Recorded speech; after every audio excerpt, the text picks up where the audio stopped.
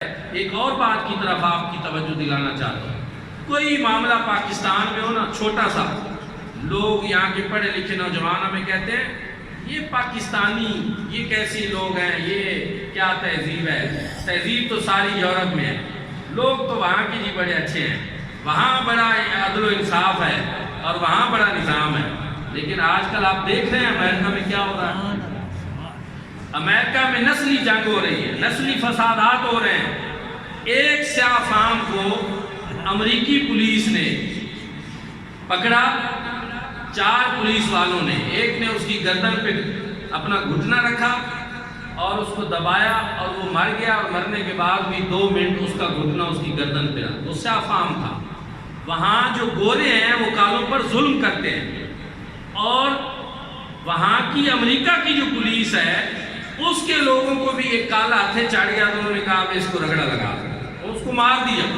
پورے امریکہ میں صدائے احتجاج بلند ہو گئی. اور جو پچھلا جمعہ ہے اس جمعے کو تو وائٹ ہاؤس کے اندر، D C Washington White House میں جو اس کا مشرقی کونا ہے اس میں ایک زیر زمین بنکر میں ٹرمپ صاحب کو جو ہے چھپنا پڑا اپنی جان بچانے کے لیے. وہاں لوگ انصاف مانگ رہے ہیں، امن کی بات کر رہے ہیں. اب امریکی کہتے ہیں کہ گورے اور کالے کی فرق اور تمیز پہ معاشرہ قائم نہیں رہ سکتا. آپ مجھے بتاؤ کیا 14 صدیاں قبل یہ بات ہمارے آقا و مولا جناب حضرت محمد مصطفیٰ احمد مجتبیٰ صلی اللہ علیہ وآلہ وسلم نے حجۃ الوداع کے موقع پہ فرما نہیں دیا تھا لا فضل لعربی ولا لعجمی الا بالتقوی. کسی عربی کو عجمی پر، کسی گورے کو کالے پر کوئی فضیلت نہیں ہے. فضیلت کا ایک ہی معیار ہے اور وہ تقوی کی بدولت. میرے بھائیو اور دوستو یاد رکھو، چاہے امریکہ جتنی ترقی کر لے، لیکن اب وہاں پہ بد امنی ہے، لا قانونیت ہے، لا اینڈ آرڈر کی اتنی بدترین صورتحال دیکھی گئی. لوگوں نے بینک لوٹ لیے، لوگوں نے دکانیں لوٹ لی، وہاں پہ فوج ہے، نیشنل گارڈ ہے، کرفیو لگا ہوا ہے. یہ صورتحال ہے.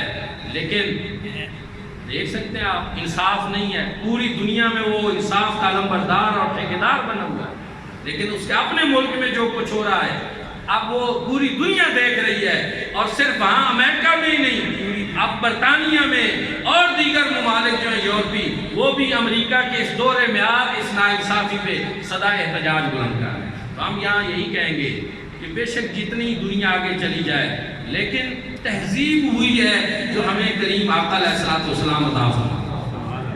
امن اسی میں ہے، سکون اسی میں ہے، انصاف اسی میں ہے.